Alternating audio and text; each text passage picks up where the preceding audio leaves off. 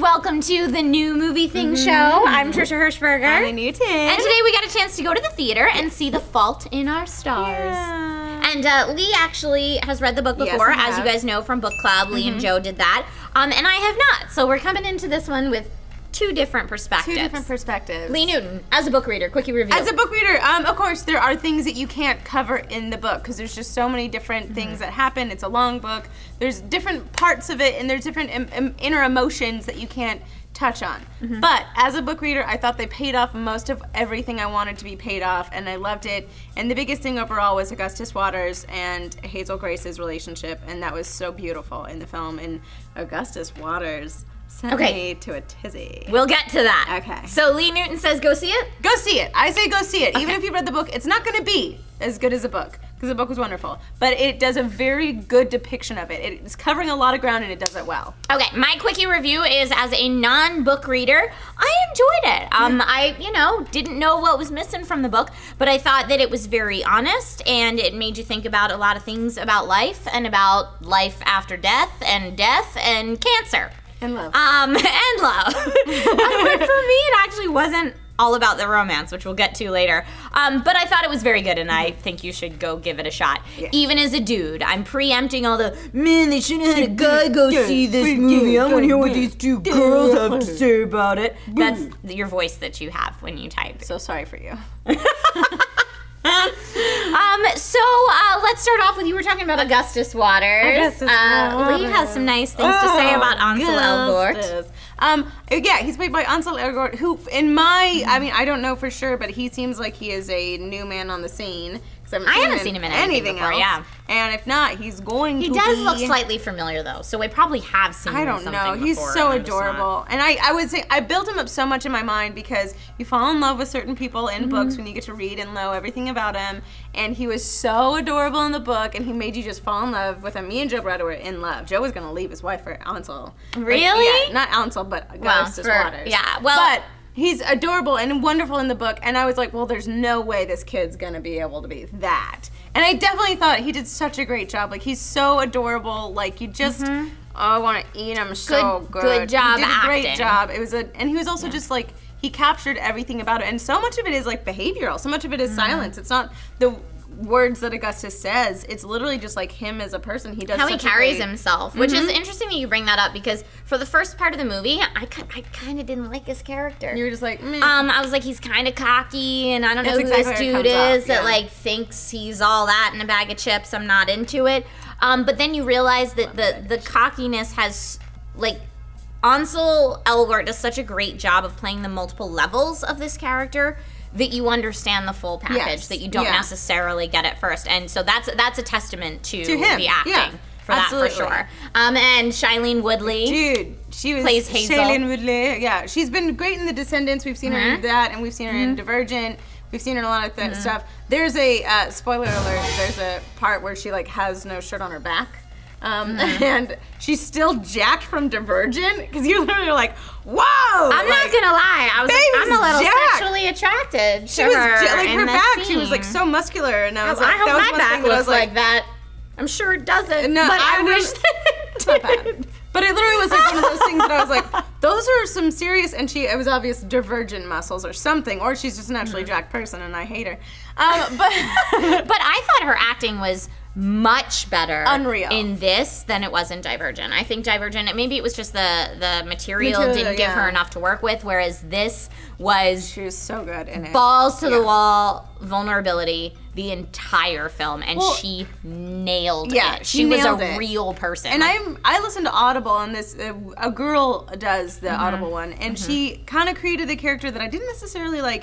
I didn't attach to her as much as I wanted to. I attached to the character because it felt like very tender to me, and I related to it a lot, being a sick kid, and like so that I attached to. But like, she does this job of creating just just this wonderful glow and delight, and like, I loved her. She's a person you know. Yeah. Like, unlike other young adult literature turned into films where they're kind of two-dimensional characters, it's very stereotypical, you see it coming. This was completely different for me. And that's a testament to the material as well.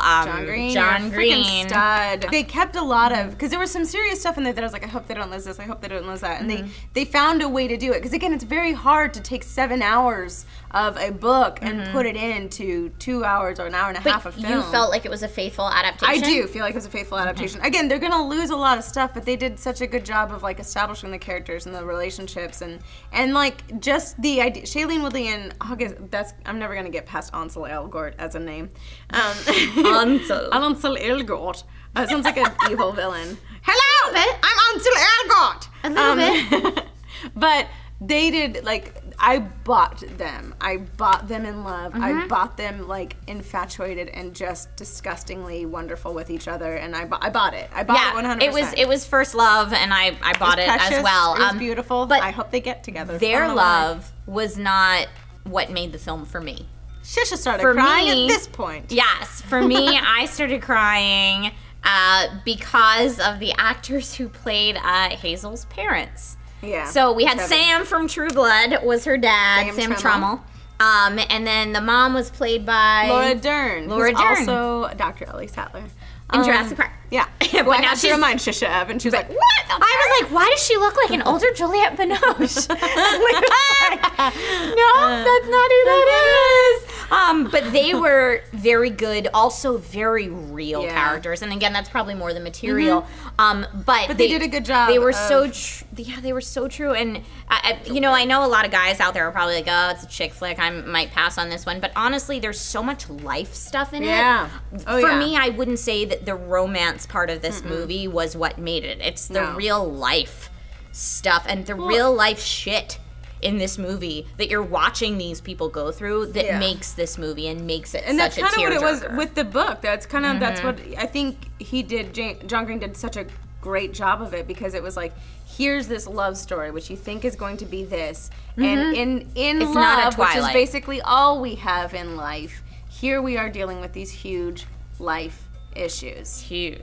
So I think that's, and I love the film for doing that, for still capturing the fact that it's not just like this stupid sycophantic love story. It's not about how hot Augustus Water is and how cute it is. It's about like real shit and how love is so precious and how what if it is just about love. What if all this bullshit really is just about knowing and loving the people you do truly and deeply for however finite your life is. Right. Well said, Lee Newton. Thank you. Oh, Owen has a boner. Well, so did all the ladies in the theater with us.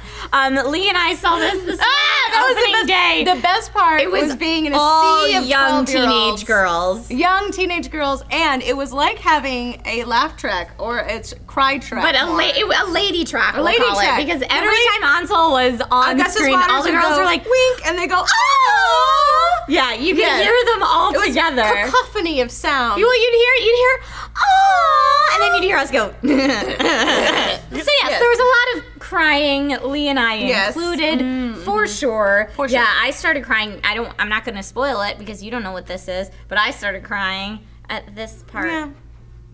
You know what I'm talking about. Oh yeah. I started crying at this part. I think the directing was fantastic. The look of the film was very, very real. The actors all brought it 110%, so I attribute that to the directing and the director's ability to work with the actors.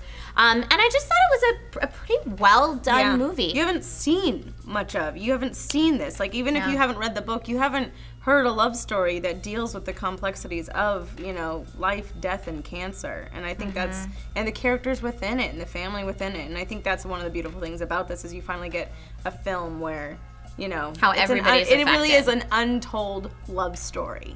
And that's beautiful, because there's not that many of those out there. Well said, Missy. So final thoughts? Thank you. Final thoughts, I loved it. I really did love it. I was scared going into it because I had fallen in love with these characters so deeply, but they did a wonderful job, and they paid it off, and they did their job and made me cry so hard. But I really did love it, and I'd say go see it, because it's really wonderful. What are you going to give it? Probably 5 dinosaurs. No, I'd probably give it 4.5 dinosaurs. Out of 10? Oh, out of 5. I don't know how things work. So 9 out of 10. I give it a 9 out of 10. I would give it a 9 out of 10 because I really there was one thing that bothered me about it, and that was it, and it was a casting issue. Ooh, you gonna tell us what that is? I can't remember her name. Levi, the assistant to Peter Van Horn. You didn't care for her. You didn't care for her because in the book she's a lot more intense and she's a lot more like understanding and trying to be emotional with it. Okay. And I think they had to cast someone who had an accent. She was beautiful. She was stunning. So pretty. Someone slept with someone. Hey, we don't know that. We don't know that. You didn't hear that at SourceFedNERD because we don't know that. We don't know that. And everything else we tell you is true. Yeah, but we don't know that. I hadn't thought about it. I was like, who are they going to get to play Peter Van Horn? Okay, blah. And then, like, I literally was like, fucking Willem Dafoe. And I'm no spoiler alert, so I don't want to tell you about the character he portrays.